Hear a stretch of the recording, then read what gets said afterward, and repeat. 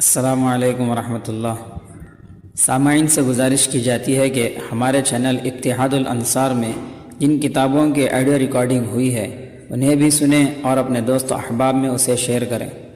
آپ کی آسانی کے لیے ان کے لنکس ڈسکرپشن میں دے دیے گئے ہیں، اور ہمارے چینل کو سبسکرائب کرنا نہ بھولیں۔ جزاک اللہ خیر۔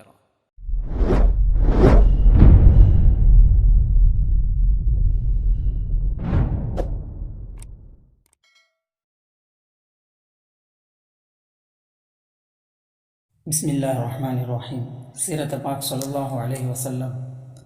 فتح مکہ۔ حضور صلی اللہ علیہ وسلم نے سن 6 ہجری میں قریشیوں سے امن کا معاہدہ کیا تھا، جس کا نام معاہدہ حدیبیہ تھا۔ اس میں عہد کیا گیا تھا کہ 2 سال تک ہم آپس میں جنگ نہیں کریں گے۔ اس معاہدے میں عرب کے کچھ دوسرے قبیلے بھی شریک ہو گئے تھے، جیسے قبیلہ بنی بکر اور قبیلہ خزاعہ۔ قبیلہ بنی بکر اس معاہدے میں قریش کی طرف سے شریک ہو گیا تھا، اور قبیلہ بنی خزاعہ مسلمانوں کی طرف سے شریک ہوا تھا۔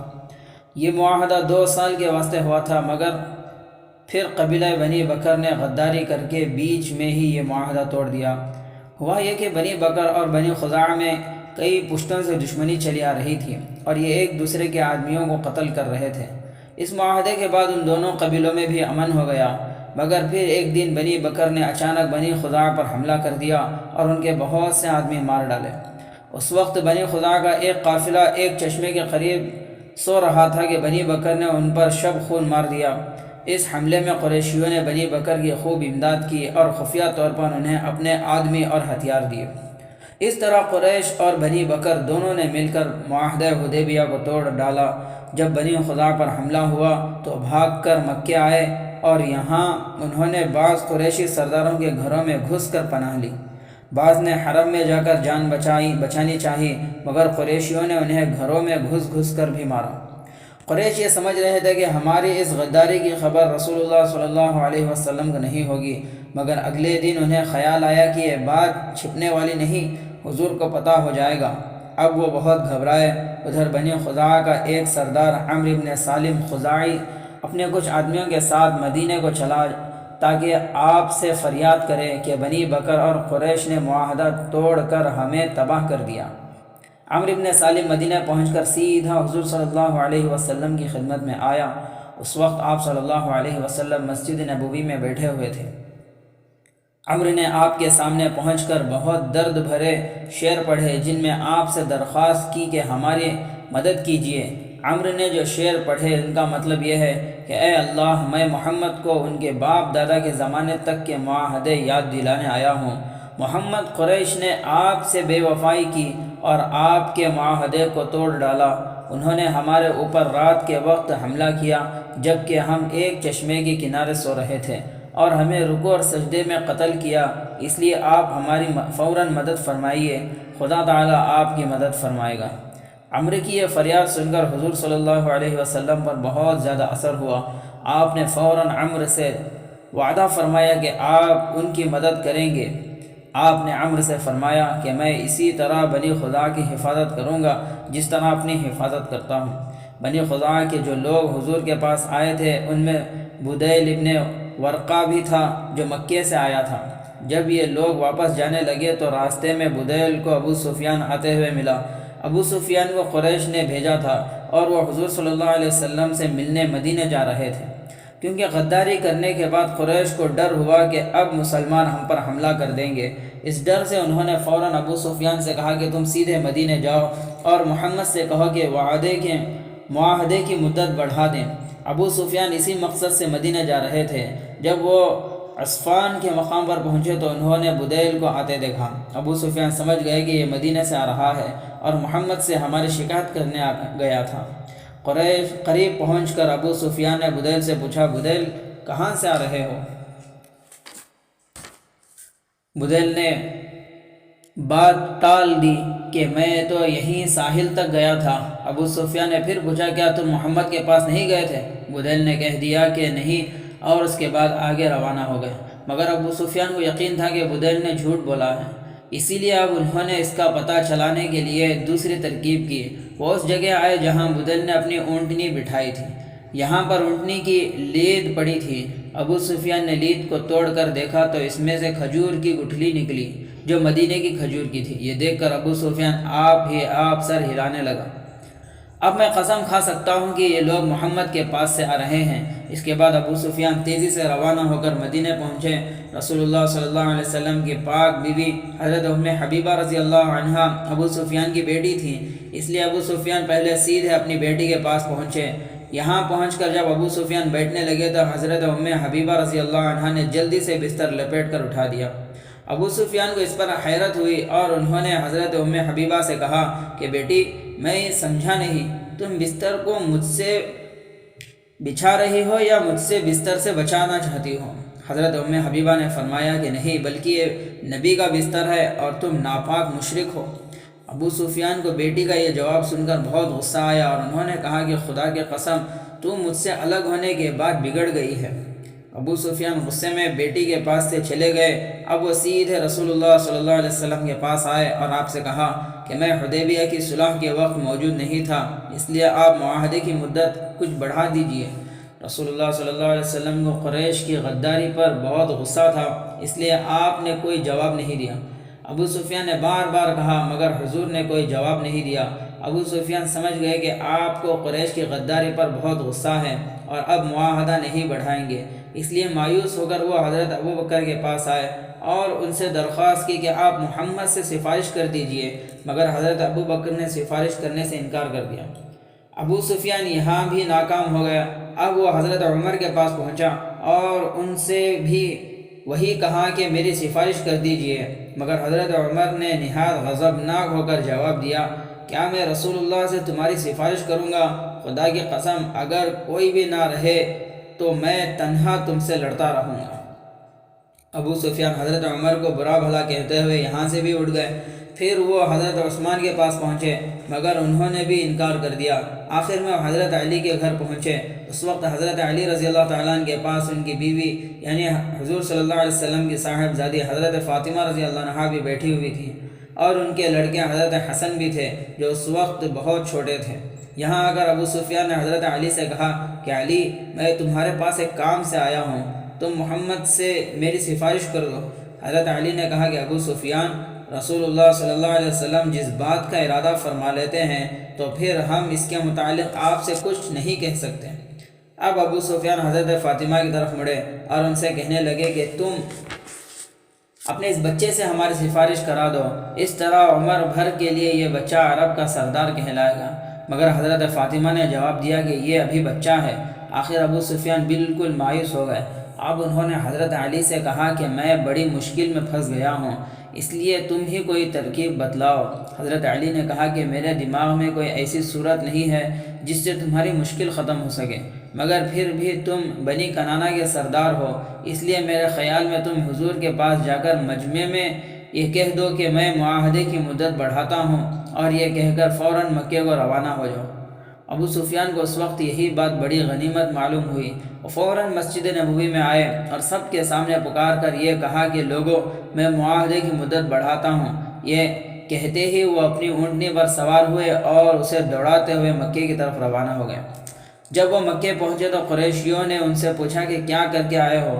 تو ابو سفیان نے انہیں بتایا کہ میں نے محمد سے بات کی تو انہوں نے کوئی جواب نہیں دیا۔ اس کے بعد میں نے ابو بکر، عمر، عثمان، علی اور فاطمہ سب سے کہا کہ وہ میری سفارش کر دیں، مگر ہر ایک نے انکار کر دیا۔ صرف علی نے ایک مشورہ دیا کہ میں مجمع میں معاہدے کی مدت بڑھانے کا اعلان کر دوں، میں وہی کر کے آیا ہوں۔ اس پر قریش کے لوگ جھلا گئے کہ تم آخر کر کے کیا لائے ہو؟ سب لوگ ابو سفیان پر برس رہے تھے اور ابو سفیان ان کو قسمیں کھا کر بتلا رہے تھے کہ اس کے سوا کوئی صورت نہیں تھی، میں اتنا ہی کر سکتا تھا، وہی کر کے آ گیا۔ اب رسول اللہ صلی اللہ علیہ وسلم نے خدا تعالیٰ کے حکم سے مکے کو فتح کرنے کا ارادہ فرما لیا تھا۔ آپ نے صحابہ کو سفر کی تیاری کا حکم دیا۔ آپ نے عرب کے دوسرے قبیلوں میں بھی اعلان کرایا کہ جو شخص بھی خدا پر ایمان رکھتا ہے وہ رمضان مدینے میں کر لے۔ حضور کا رمضان میں روانہ ہونے کا ارادہ تھا۔ اس بارے میں آپ نے حضرت ابو بکر اور حضرت عمر سے مشورہ کر لیا تھا، مگر یہ سب تیاری حضور صلی اللہ علیہ وسلم نے بہت خاموشی سے کی تھی۔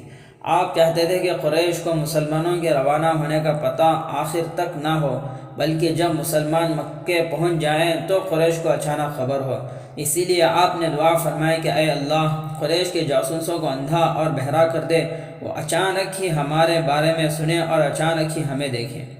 حضور نے مکے کے مختلف راستوں میں مسلمانوں کے جاسوس بٹھا دیے تاکہ اگر کوئی بھی مشکوک آدمی نظر آیا تو اس کو روک لیں۔ اس طرح مدینے میں چپکے مکہ فتح کرنے کی تیاری ہوتی رہی اور قریش کو اس کا پتہ بھی نہ ہو سکا۔ جب سب تیاریاں مکمل ہو گئیں تو ایک روز اچانک حضور صلی اللہ علیہ وسلم نے حضرت علی اور حضرت زبیر بن عوام کو بلایا اور ان سے فرمایا کہ فلاں جگہ پر پہنچ کر ایک عورت کو پکڑ لو، اس کے پاس ایک خط ملے گا، وہ اس سے چھین کر لے آؤ۔ یہ خط قریش کے نام تھا جو ایک مسلمان حضرت حاطب بن ابی بلتع نے لکھا تھا۔ اس میں حضرت حاطب نے قریشیوں کو ہوشیار کیا تھا کہ رسول اللہ صلی اللہ علیہ وسلم ایک زبردست لشکر لے کر مکہ پہنچ رہے ہیں، تم لوگ اپنا بچاؤ کر لو۔ حضرت حاطب نے یہ خط اس بڑھیا کو دے کر قریش کے پاس چپکے سے بھیجا تھا، مگر حضور کو وحی کے ذریعے یہ بات معلوم ہو گئی اور آپ نے فوراً صحابہ کو بڑھایا کہ پیچھے بھیجا۔ یہ تینوں صحابہ گھوڑوں پر بیٹھ کر تیزی سے ساتھ چلے۔ حضور نے جو جگہ بتلائی تھی بڑھیا وہیں ملی۔ صحابہ نے اس کو اونٹ پر سے اتار کر کافی تلاش کیا مگر اس کے پاس کوئی خط نہیں ملا۔ ادھر عورت قسمیں کھاتی رہی کہ میرے پاس کوئی خط نہیں ہے، مگر صحابہ جانتے تھے کہ حضور کی دی ہوئی خبر غلط نہیں ہو سکتی، اس لیے حضرت علی نے بڑھیا سے ڈانٹ کر کہا کہ میں خدا کی قسم کھا کر کہتا ہوں کہ رسول اللہ صلی اللہ علیہ وسلم کی دی ہوئی خبر غلط نہیں ہو سکتی، اس لیے یا تو ہمیں وہ خط دے دے ورنہ ہم تجھے ننگا کر دیں گے۔ یہ سن کر وہ عورت ڈر گئی اور اس نے اپنی چوٹی کے بالوں میں سے وہ خط نکال کر دے دیا۔ صحابہ خط لے کر سیدھے حضور کے پاس واپس آئے۔ خط ملنے کے بعد حضور نے حضرت حاطب کو بلا کر پوچھا کہ حاطب، تم نے یہ حرکت کیوں کی؟ حضرت حاطب نے عرض کیا کہ یا رسول اللہ، خدا کی قسم میں سچا اور پکا مسلمان ہوں، میرے خیالات بالکل نہیں بدلے، مگر قریش کے پاس میری بیوی اور لڑکا ہے، ان کے سوا مکے میں میرا کوئی دوسرا رشتہ دار نہیں ہے، اس لیے میں نے سوچا کہ اگر میں قریش کے ساتھ کوئی احسان کر دوں گا تو لڑائی کے وقت وہ میرے بیوی بچوں کو قتل نہیں کریں گے، اسی لیے میں نے خط لکھا تھا۔ حضرت عمر رضی اللہ تعالیٰ عنہ حضرت حاطب کی اس حرکت پر غضبناک ہو رہے تھے۔ انہوں نے عرض کیا کہ یا رسول اللہ، یہ منافق ہو گیا ہے، مجھے اجازت دیجیے کہ میں اس کی گردن مار دوں۔ مگر حضرت حاطب غزوہ بدر میں مسلمانوں کے ساتھ شریک ہوئے تھے، اس لیے حضور نے حضرت عمر سے فرمایا کہ عمر، یہ تم کیسے کہہ سکتے ہو؟ کیا خبر خدا نے غزوہ بدر میں شریک ہونے والوں سے اس دن یہ کہہ دیا ہو کہ جو چاہو کرو، میں تمہارے گناہ معاف کر دیے۔ ادھر اسی وقت خدا تعالیٰ نے حضرت حاطب کے متعلق نازل فرمائی کہ جس میں ان کو معافی دی گئی کہ سب مسلمان مکے جانے کی تیاریوں میں لگے ہوئے تھے۔ آخر رمضان کا مہینہ آ گیا، اس وقت مسلمانوں کی تیاریاں پوری ہو چکی تھیں۔ آخر 10 رمضان سن 8 ہجری کو رسول اللہ صلی اللہ علیہ وسلم 10,000 مسلمانوں کے ساتھ مکے کی طرف روانہ ہو گئے۔ اس دفعہ ازواج میں سے حضرت میمونہ رضی اللہ عنہا اور حضرت ام سلمہ رضی اللہ عنہا آپ کے ساتھ تھیں۔ مدینے میں آپ نے حضرت کلثوم ابن حسین کو اپنا قائم مقام بنایا۔ جب جحفہ کے مقام پر پہنچے تو آپ کو حضرت عباس رضی اللہ تعالیٰ عنہ ملے جو اپنی بیوی بچوں کے ساتھ ہجرت کر کے مدینے جا رہے تھے۔ حضرت عباس حضور صلی اللہ علیہ وسلم کے چچا تھے اور بہت پہلے مسلمان ہو چکے تھے، مگر حضور کے حکم سے مکے ہی میں ٹھہرے ہوئے تھے۔ اب انہوں نے ہجرت کا ارادہ کیا مگر راستے میں حضور سے ملاقات ہو گئی۔ آپ نے چچا کو اپنے ساتھ لیا اور ان کا سامان وغیرہ مدینے بھجوا دیا۔ پھر یہاں سے آگے چلے تو ابوا کے مقام پر آپ سے 2 آدمی ابو سفیان ابن حارث اور عبداللہ ابن ابو امیہ ملے۔ یہ ابو سفیان حضور صلی اللہ علیہ وسلم کے دودھ شریک بھائی تھے، دوسرے آدمی عبداللہ آپ کے پھوپھیزاد بھائی تھے۔ یہ دونوں ہمیشہ حضور صلی اللہ علیہ وسلم کے جانی دشمن رہے اور آپ کو بڑی بڑی تکلیفیں پہنچاتے رہے، مگر اب اچانک خدا تعالیٰ نے ان دونوں کے دل پھیر دیے اور یہ مسلمان ہونے کے لیے حضور صلی اللہ علیہ وسلم کی خدمت میں حاضر ہوئے۔ ابوا میں جب انہوں نے حضور کے متعلق سنا تو فوراً آپ سے ملنے کی اجازت مانگی، مگر حضور کو ان دونوں سے سخت تکلیفیں پہنچی تھیں، اس لیے آپ نے ان سے ملنے سے انکار کر دیا۔ مگر ام المؤمنین حضرت ام سلمہ نے ان کی سفارش کی اور حضور سے عرض کیا کہ یا رسول اللہ، ان میں سے ایک آپ کا چچا زاد بھائی اور پھوپھی کا بیٹا ہے۔ دوسری طرف جب ابو سفیان کو معلوم ہوا کہ حضور نے ان سے ملنے سے انکار فرما دیا ہے تو ان کو بہت صدمہ ہوا۔ ان کے ساتھ ان کا بیٹا بھی تھا۔ ابو سفیان نے صحابہ سے کہا کہ اگر رسول اللہ صلی اللہ علیہ وسلم مجھے حاضر ہونے کی اجازت نہیں دیں گے تو میں اپنے بیٹے کو لے کر کہیں ویرانے میں چلا جاؤں گا اور وہیں بھوکا پیاسا مر جاؤں گا۔ اس طرح حضرت ام المؤمنین کی سفارش اور ابو سفیان کی بے قراری کی وجہ سے ان دونوں پر حضور کو رحم آ گیا۔ آپ نے ان کو حاضر ہونے کی اجازت دے دی۔ ابو سفیان اور عبداللہ اسی وقت آئے اور سچے دل سے مسلمان ہو گئے۔ یہ ابو سفیان وہ مشہور ابو سفیان نہیں تھے جو قریش کے سردار تھے، بلکہ یہ دوسرے تھے جو حضور صلی اللہ علیہ وسلم کے دودھ شریک بھائی تھے۔ اس کے بعد رسول اللہ صلی اللہ علیہ وسلم یہاں سے روانہ ہو گئے۔ اگلا پڑاؤ آپ نے مرہ زہران میں ڈالا۔ حضور نے مدینے سے چلتے ہوئے دعا مانگی تھی کہ خدایا قریشیوں کے جاسوسوں کو اندھا بہرا کر دے۔ حضور کی یہ دعا قبول ہو گئی تھی اور قریشیوں کو مسلمانوں کے متعلق کوئی خبر نہ ملی، یہاں تک کہ حضور صلی اللہ علیہ وسلم مکے کے قریب مرہ زہران تک پہنچ گئے۔ قریشیوں نے معاہدہ توڑ دیا تھا، اس لیے انہیں ہر وقت دھڑکا لگا رہتا تھا کہ کہیں مسلمان مکے پر حملہ نہ بول دیں۔ اسی لیے اب ابو سفیان ابن حرب، بدیل ابن ورقہ اور حکیم بن حزام نے ارادہ کیا کہ ہم خود ہی مکے سے آگے جا کر کچھ پتہ لگائیں۔ یہ تینوں مکے سے چل کر مرہ زہران پہنچے تو اچانک انہیں ایک زبردست لشکر نظر آیا۔ یہ رات کا وقت تھا، اس لیے جہاں تک نظر پہنچتی تھی آگ جلتی ہوئی نظر آتی تھی، کیونکہ ہر شخص نے اپنے خیمے کے سامنے آگ جلا رکھی تھی۔ یہ دیکھ کر ابو سفیان گھبرا گئے اور انہوں نے بدیل سے پوچھا کہ یہ کون لوگ ہیں؟ بدیل نے کہا کہ بنی خزاعہ کے لوگ معلوم ہوتے ہیں، مگر ابو سفیان نے کہا کہ بنی خزاعہ کے پاس اتنا بڑا لشکر کہاں ہو سکتا ہے؟ اتفاق سے اس وقت وہیں قریب ہی میں حضرت عباس رضی اللہ تعالیٰ عنہ بھی پھر رہے تھے۔ انہوں نے ابو سفیان کی آواز سنی تو پہچان گئے۔ وہ ابو سفیان کے پاس گئے اور ان سے کہا کہ ابو سفیان، تم پر افسوس ہے، یہ رسول اللہ صلی اللہ علیہ وسلم کا لشکر ہے۔ یہ سن کر ابو سفیان بڑے گھبرائے اور حضرت عباس کے پاس آ کر پوچھنے لگے کہ اب ہمارا بچاؤ کس طرح ہو سکتا ہے؟ حضرت عباس نے فرمایا کہ خدا کی قسم، اگر حضور کو تم پر فتح حاصل ہو گئی تو آپ صلی اللہ علیہ وسلم ضرور تیری گردن مار دیں گے، اس لیے میرے اس خچر پر بیٹھ جاؤ، میں تمہیں رسول اللہ صلی اللہ علیہ وسلم کے پاس لے کر چلتا ہوں تاکہ تمہارے واسطے امان لے سکوں۔ ابو سفیان فوراً خچر پر حضرت عباس کے ساتھ بیٹھ گئے۔ حضرت عباس انہیں لشکر دکھاتے ہوئے حضور صلی اللہ علیہ وسلم کے پاس لے چلے۔ جب یہ حضرت عمر کے خیمے کے پاس سے گزرے تو حضرت عمر نے ابو سفیان کو پہچان لیا اور فوراً ننگی تلوار لے کر ان کے پیچھے دوڑے، مگر حضرت عباس نے خچر کو تیز بھگایا اور جلدی سے ابو سفیان کو لے کر حضور کے پاس پہنچ گئے۔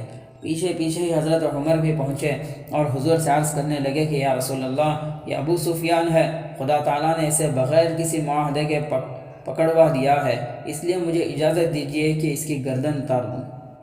مگر حضرت عباس نے کہہ سن کر حضرت عمر کو روکا، اور اس کے بعد حضور صلی اللہ علیہ وسلم نے حضرت عباس سے فرمایا کہ عباس، انہیں ابھی تو اپنے خیمے میں لے جاؤ، صبح کو انہیں میرے پاس لانا۔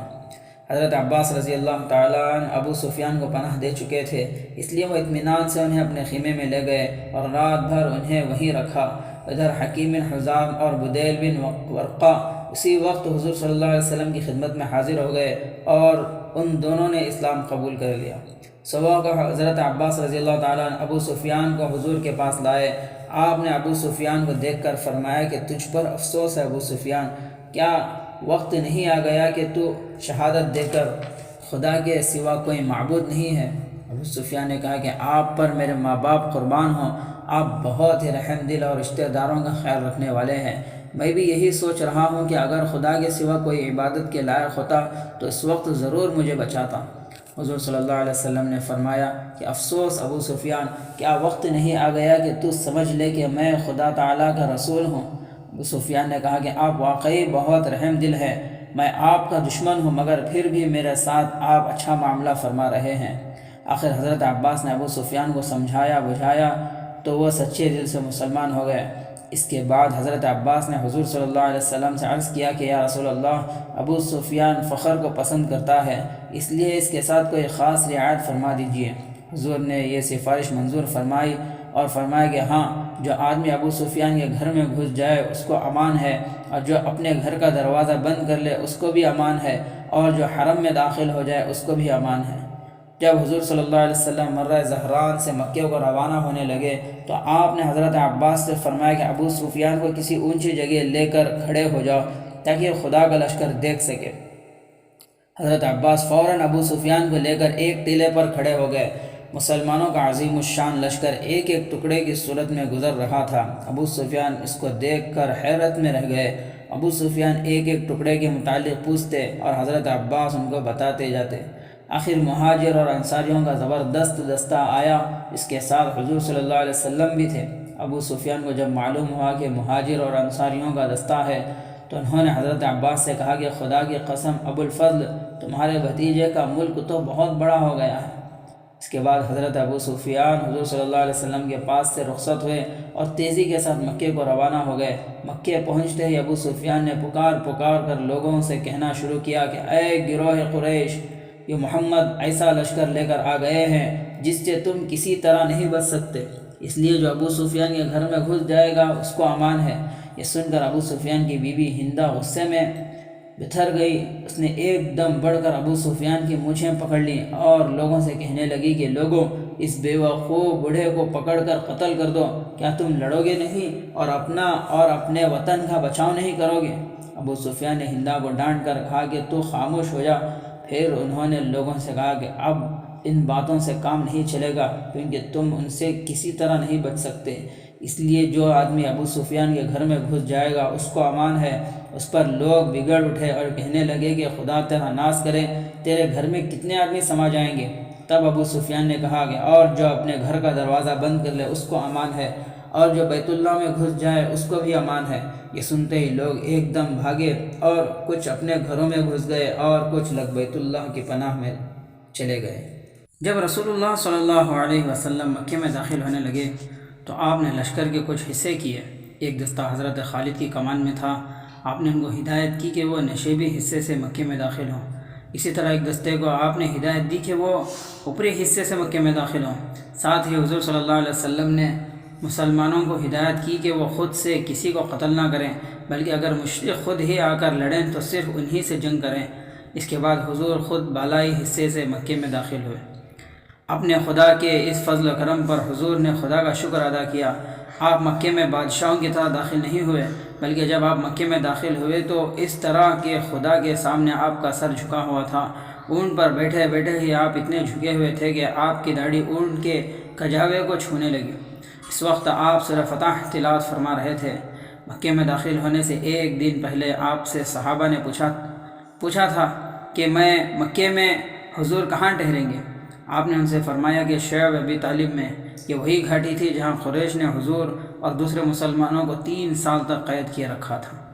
جب آپ مکے میں داخل ہوئے تو پہلے آپ سیدھے حضرت ام ہانی کے مکان میں تشریف لے گئے اور وہاں آپ نے 8 رکعت شکرانے کی نماز پڑھی۔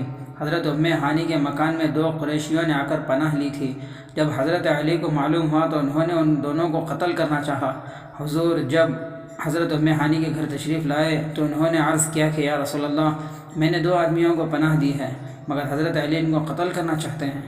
حضور نے فرمایا جس کو ام ہانی نے پناہ دی اس کو ہم نے بھی پناہ دی، علی کو چاہیے کہ ان کو نہ مارے۔ نماز سے فارغ ہو کر حضور صلی اللہ علیہ وسلم حضرت ام ہانی کے گھر سے چلے اور شعب ابی طالب میں آ کر ٹھہرے۔ یہاں صحابہ نے آپ کے لیے خیمہ لگا دیا۔ مکے میں داخل کے وقت حضور صلی اللہ علیہ وسلم نے حضرت خالد کو ہدایت کی تھی کہ وہ نشیبی حصے میں مکے میں داخل ہوں۔ جب حضرت خالد مکے میں داخل ہونے لگے تو انہوں نے دیکھا کہ مشرکوں کی ایک جماعت لڑنے کے لیے وہاں موجود ہے۔ ادھر مشرکوں نے حضرت خالد رضی اللہ تعالیٰ عنہ کو دیکھتے ہی حملہ کر دیا۔ آخر اپنے بچاؤ کے لیے حضرت خالد کو بھی مقابلہ کرنا پڑا۔ مشرکوں کی یہ جماعت اکرمہ ابن ابو جہل اور صفوان بن امیہ لے کر آئے تھے۔ حضرت خالد کے حملے کو یہ لوگ برداشت نہیں کر سکے۔ تھوڑی ہی دیر میں ان کے پیر اکھڑ گئے اور یہ سب وہاں سے بھاگ کھڑے ہوئے۔ اس لڑائی میں 2 مسلمان شہید ہوئے اور 10-15 مشرک بھی مارے گئے۔ جب حضور صلی اللہ علیہ وسلم کو یہ واقعہ معلوم ہوا تو آپ نے حضرت خالد سے پوچھا کہ کیا ہو رہا ہے؟ میں نے لڑائی سے منع کیا تھا۔ حضرت خالد نے بتلایا کہ یا رسول اللہ، میں نے لڑائی میں پہل نہیں کی، بلکہ جب مشرکوں نے لڑنا شروع کیا تو ہم نے مقابلہ کیا۔ قل جاء الحق وزهق الباطل ان الباطل كان زهوقا، ترجمہ، اور کہہ آیا حق اور گم ہوا باطل، تحقیق کے باطل تھا گم ہونے والا۔ اللہ تعالیٰ نے اپنا وعدہ پورا کر دیا اور حضور کے ہاتھوں مکہ فتح کرا دیا۔ جب مکے میں امن و امان قائم ہو گیا تو آپ بیت اللہ شریف میں تشریف لائے۔ یہاں آ کر آپ نے اپنی اونٹنی پر بیٹھے بیٹھے ہی طواف فرمایا۔ پھر آپ صلی اللہ علیہ وسلم نے حضرت عثمان بن طلحہ کو بلایا اور ان سے کعبے کی چابیاں لیں۔ جب آپ کعبہ شریف میں داخل ہوئے تو وہاں ہر طرف بت ہی بت رکھے ہوئے تھے۔ آپ قرآن پاک کی آیت قل جاء الحق وزهق الباطل ان الباطل كان زهوقا پڑھتے ہوئے ان بتوں کی طرف چھڑی گھماتے جاتے اور وہ بت زمین پر گرتے جاتے۔ اس طرح آپ نے سب سے پہلے خدا کے گھر کو بتوں سے پاک کر دیا۔ اس کے بعد آپ کعبے کے دروازے میں آ کر کھڑے ہوئے تو دیکھا کہ سارا حرم لوگوں سے بھرا ہوا ہے۔ ان میں مکے کے وہ مشرک بھی تھے جو شروع سے اب تک حضور کے دشمن تھے اور آپ کو تکلیفیں پہنچاتے رہتے تھے۔ وہ سب بھی اپنا فیصلہ سننے کا انتظار کر رہے تھے۔ حضور نے کعبے کے دروازے میں کھڑے ہو کر خطبہ دیا۔ اس خطبے کے شروع میں آپ نے فرمایا کہ خدا تعالیٰ کے سوا کوئی معبود نہیں، اس کا کوئی شریک نہیں۔ اس نے اپنا وعدہ سچا کر دکھایا، اس نے اپنے بندے کی مدد کی اور اس اکیلے نے سب دشمنوں کی جماعت کو شکست دی۔ قریش میں اپنی بڑائیاں کرنے کی عادت چلی آتی تھی۔ وہ اپنے باپ دادا اور اپنے خاندانوں پر فخر کیا کرتے تھے۔ حضور صلی اللہ علیہ وسلم نے اس عادت کو بھی ختم کرنے کا حکم دیا۔ آپ نے فرمایا کہ قریش کے لوگوں، اللہ تعالیٰ نے جاہلیت کے زمانے کی برائیوں اور باپ دادا پر فخر کرنے کو باطل کر دیا۔ سب لوگ آدم کی اولاد ہیں اور آدم مٹی سے بنے ہوئے ہیں۔ پھر آپ صلی اللہ علیہ وسلم نے قرآن پاک کی آیت پڑھ کر سنائی، یا ایھا الناس انا خلقناکم من ذکر وانثی وجعلناکم شعوبا وقبائل لتعارفوا ان اکرمکم عند اللہ اتقاکم ان اللہ علیم خبیر۔ ترجمہ، اے لوگو، ہم نے تم کو ایک مرد اور ایک عورت سے پیدا کیا ہے اور تم کو مختلف قومیں اور مختلف خاندان بنایا تاکہ ایک دوسرے کو شناخت کر سکو۔ اللہ تعالیٰ کے نزدیک تم سب میں بڑا شریف وہی ہے جو سب سے زیادہ پرہیزگار ہو۔ اللہ خوب جاننے والا پرہیزگار ہے۔ پھر آپ نے قریشیوں سے پوچھا کہ قریشیوں، تمہارا کیا خیال ہے کہ میں تم لوگوں کے متعلق کیسا فیصلہ کروں گا؟ قریشی بہت ڈرے ہوئے تھے۔ وہ سمجھتے تھے کہ اب محمد ہمارے قتل کا فیصلہ سنائیں گے، مگر اب حضور صلی اللہ علیہ وسلم کے پوچھنے پر انہوں نے جلدی سے کہا کہ بھلائی کا، آپ ایک شریف بھائی ہیں اور شریف بھائی کے بیٹے ہیں۔ تب آپ نے فرمایا کہ میں تم سے وہی کہتا ہوں کہ حضرت یوسف علیہ السلام نے اپنے بھائیوں سے کہا تھا کہ آج تم پر کوئی غصہ اور عتاب نہیں، جاؤ تم سب آزاد ہو۔ ان الفاظ سے تھوڑی ہی دیر کے لیے جیسے سناٹا چھا گیا۔ قریش حیرت کے ساتھ حضور کی طرف دیکھ رہے تھے کہ حضور صلی اللہ علیہ وسلم نے ان دشمنوں کو معاف کر دیا جو اپنے قتل کا اعلان سننے آئے تھے۔ یہ خطبہ دینے کے بعد رسول اللہ صلی اللہ علیہ وسلم مسجد میں گئے۔ کعبے کی کنجی ابھی تک آپ کے ہاتھ میں تھی۔ حضرت علی نے حضور صلی اللہ علیہ وسلم سے عرض کیا کہ یا رسول اللہ، یہ کنجی تو ہمیں دے دیجیے۔ اس طرح منصب سقایا کے ساتھ ساتھ منصب حجابہ بھی ہمارے پاس آ جائے گا۔ مگر اس پر اللہ تعالیٰ نے اپنے نبی پر یہ آیت نازل فرمائی، ان اللہ یأمرکم ان تؤدوا الامانات الی اہلہا، کہ بے شک تم کو اللہ تعالیٰ اس بات کا حکم دیتے ہیں کہ اہل حقوق کو ان کے حقوق پہنچا دیا کرو۔ اس پر حضور صلی اللہ علیہ وسلم نے فوراً حضرت عثمان بن طلحہ کو بلایا اور خدا تعالیٰ کے حکم کے مطابق کعبے کی کنجی ان کو ہمیشہ کے لیے دے دی۔ رسول اللہ صلی اللہ علیہ وسلم بیت اللہ میں تھے کہ ظہر کی نماز کا وقت ہو گیا۔ آپ کے ساتھ حضرت بلال بھی تھے۔ آپ نے بلال کو اذان دینے کا حکم دیا۔ حضرت بلال نے فوراً اذان دینی شروع کی۔ اس وقت بیت اللہ میں بہت سے قریشی سردار بھی بیٹھے ہوئے تھے، ان میں ابو سفیان، خالد اور عتاب بھی تھے۔ اذان سن کر یہ لوگ آپس میں کہنے لگے کہ ہمارا باپ دادا بڑے خوش قسمت تھے کہ وہ یہ آواز سننے سے پہلے ہی مر گئے۔ ابو سفیان نے کہا کہ میں کچھ نہیں کہتا، اس لیے کہ اگر میں نے کچھ کہا تو زمین کے کنکرے پتھر جا کر محمد کو بتا دیں گے۔ اسی وقت رسول اللہ صلی اللہ علیہ وسلم ان قریشیوں کے پاس تشریف لائے اور آپ نے ان سے فرمایا، جو کچھ تم نے کہا مجھے اس کی خبر ہو گئی ہے۔ اس کے بعد آپ نے ان کی کہی ہوئی باتیں ان کے سامنے دہرا دیں۔ یہ دیکھ کر عتاب اور حارث حیران رہ گئے۔ انہوں نے فوراً گواہی دی کہ آپ اللہ تعالیٰ کے رسول ہیں، اس لیے کہ ہم میں سے کسی نے آپ کو یہ باتیں نہیں بتلائیں۔ حارث اور عتاب اسی وقت سچے دل سے مسلمان ہو گئے۔ بعد میں حضور نے حضرت عتاب کو مکہ کا گورنر مقرر فرما دیا۔ خدا پاک نے اپنے دین کو عزت دی اور اپنے نبی کے ہاتھوں مسلمانوں کو مکہ فتح کرا دیا۔ اس زبردست فتح پر سارے ہی مسلمان بے حد خوش تھے اور اپنے پروردگار کا شکر ادا کر رہے تھے۔ انصاری مسلمان بھی اپنے دین کی اس کامیابی پر بے حد خوش تھے، مگر ساتھ ہی بعض انصاری مسلمانوں کو تھوڑا سا فکر بھی ہو رہا تھا کہ رسول اللہ صلی اللہ علیہ وسلم کا وطن مکہ فتح ہو چکا ہے، اب کہیں حضور یہیں مستقل قیام نہ فرما لیں۔ انصاری مسلمان اپنی اس خوش قسمتی پر ناز کیا کرتے تھے کہ اللہ کے رسول نے جب اپنا وطن چھوڑا تو مدینے کو یہ عزت بخشی کہ آپ یہاں تشریف لائے اور یہیں مستقل قیام فرمایا۔ وہ دین اور دنیا کی اس نعمت پر فخر کیا کرتے تھے کہ ان کا شہر اب خدا کے رسول کا شہر بن گیا ہے۔ حضور صلی اللہ علیہ وسلم بیت اللہ میں نماز سے فارغ ہو کر صفا پہاڑی پر تشریف لے گئے۔ وہاں آپ کعبے کی طرف منہ کر کے صحابہ فرما رہے تھے اور آپ کے چاروں طرف مسلمانوں کا مجمع تھا۔ اس وقت کچھ انصاری مسلمان آپس میں کہنے لگے کہ خدا تعالیٰ نے رسول اللہ صلی اللہ علیہ وسلم کو آپ کا شہر فتح کرا دیا ہے، اب کہیں ایسا نہ ہو کہ حضور مدینے تشریف نہ لے جائیں اور یہیں رہنے لگیں۔ خداوند تعالیٰ نے اپنے نبی کو اس کی خبر دے دی کہ انصاری مسلمان ایسا سوچ رہے ہیں۔ آپ نے اسی وقت انصاریوں سے پوچھا کہ تم نے ایسا کہا؟